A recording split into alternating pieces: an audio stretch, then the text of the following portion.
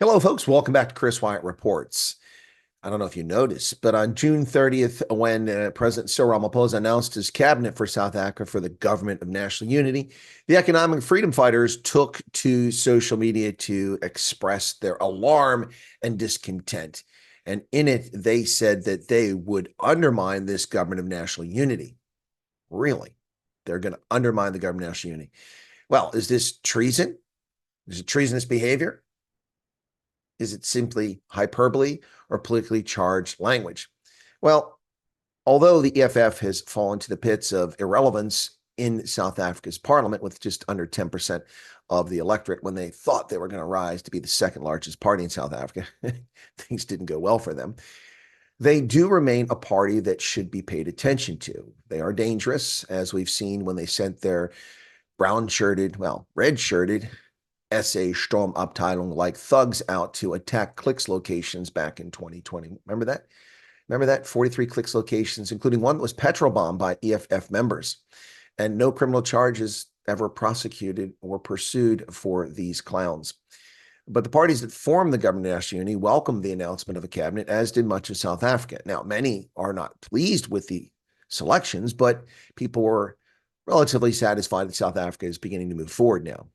But the EFF has said that their decision not to join the government of national unity has been vindicated. And of course, this comes after they made a last-ditch effort on the Friday before the announcement on Sunday to undermine this and to get the Democratic Alliance and Freedom Front Plus kicked out of the coalition. Now, they say their decision is vindicated. No, you were smacked down. You got a PK. You've been hit hard. And so they're reacting like juveniles usually do. But they say they've been vindicated, and they vowed to undermine the backward policy advancements of the ANC-DA Grand Coalition at all levels of government and on the picket lines. Well, it's not treasonous. It's just political hyperbole. He said, our collective responsibility as revolutionaries remains to fight for economic freedom in our lifetime and report to the masses of our people that the former liberation movement has betrayed its historical mission and morphed into a weapon of racism. Wow, that's a mouthful and utter cock. It's total cock. Revolutionaries, what revolution of any of you jackass has been involved in? Most of these clowns are 30 or under and have joined this party out of desperation because they live in poverty and they're looking for someone to blame for their failures in life. There are some genuine liberation era people in the party, but we never see their faces. Julius Malema is certainly not one of them. A weapon of racism. This hyperbole is ridiculous. And they go on in their letter to say, let us build a strong, principled, revolutionary alternative towards true liberation. It's no retreat, no surrender, as we confront racists and their lapdogs. Who are the racists and who are their lapdogs? We know who they're applying that is. But true revolutionary alternative. What do you want? Do you want to overthrow the government, have chaos? Did you enjoy July 2021? You had a revolution then. You had liberation attempt. Actually, it was an internal insurrection in the ANC that went very badly. Now, the EFF said it will remain an effective opposition. Well, when was it ever an effective opposition in the past? All these people do is break apart coalitions and cause the collapse of municipal governments and then dance around like jackasses and threaten the life of the president of South Africa by bum rushing the stage. What have they ever done that's been effective? Where's that school they promised to build in 2018? And they said, we call on all South Africans, the continent, and our allies in the globe to appreciate that South Africa has become a right-wing enclave in the continent that is unable to commit to meaningful change or challenge global capital, imperialism, ethnic genocide, because they are in bed with the perpetrators of injustice. What injustice are you talking about here? There's no injustice here. You're just a lying sack of horse manure. Oh my goodness. Call on all South, the continent. You're calling on Africa to interfere in South African affairs. That's rich. That is rich. Of course, South Africa's ANC has a habit of interfering in other countries' domestic affairs, so I suppose turnabout is fair play. And your allies in the globe, who are your allies? North Korea, Russia, Venezuela, Iran? The EFF also took the time to rail against the Oppenheimers and the Ruperts and blame white monopoly capital and everything else under the sun. Now, they say they will remain effective opposition whose sole responsibility would be to undermine the backward policy advancements of the ANC-DA Grand Coalition at all levels of government and on the picket lines, as I said earlier. Our collective responsibility as revolutionaries remains to fight for economic freedom in our lifetime. Yes, they say they remain the fighting and leading force against capitalism, racism, corruption, and poverty in South Africa, and will lead to the birth of a new revolution since the former liberation now sits firmly in the oppressor's camp.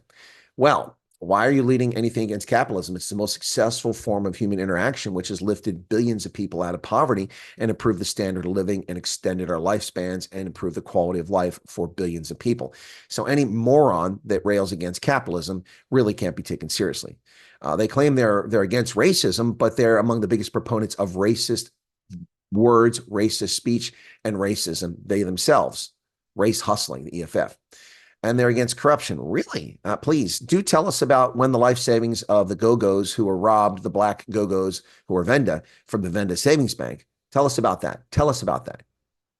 Yes, and you are a leading force against poverty. You've been in parliament for over a decade, and what have you accomplished in reducing poverty in South Africa? You've not reduced any poverty except among your cadres in the EFF, your privileged elites who willfully take the money from others to live lives of luxury. Yeah, you've not reduced poverty except amongst your own crew. That's it. So, you just can't take these people seriously, but you must pay attention to them, folks. You must pay attention to them because the bottom line is this. The bottom line is this. They are dangerous. They do threaten public safety. And as you can see in the image behind me, they can bring thousands, tens of thousands of their supporters to rallies to threaten, intimidate public officials and the public at large.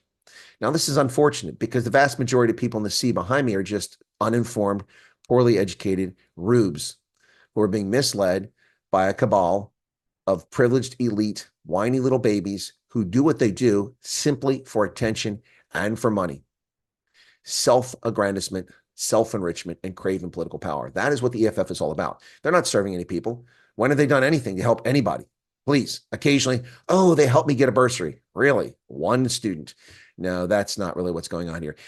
Julius Malema sits on the Judicial Services Commission. What has he done to improve the prosecution of criminals in this country? Nothing. What has he done to improve the quality of judges in this country? Nothing. Quite the opposite. Well, there you have it, folks. Thanks a lot for tuning in. Be sure to hit the like button, leave a comment behind if you like. If you're a leftist, hate-wanking, EFF diehard supporter who just can't stand the truth, you're probably in the wrong location. Take your bigotry and racism elsewhere. If you're an EFF supporter who believes that they actually care about people and they're trying to change and improve the lives of South Africans, well, then you're welcome to be here. And we do appreciate your comments. Please share with us the things that they've done that have improved life in South Africa. We're always looking for that and almost never finding it. So thank you very much. Take care. God bless. Be safe out there.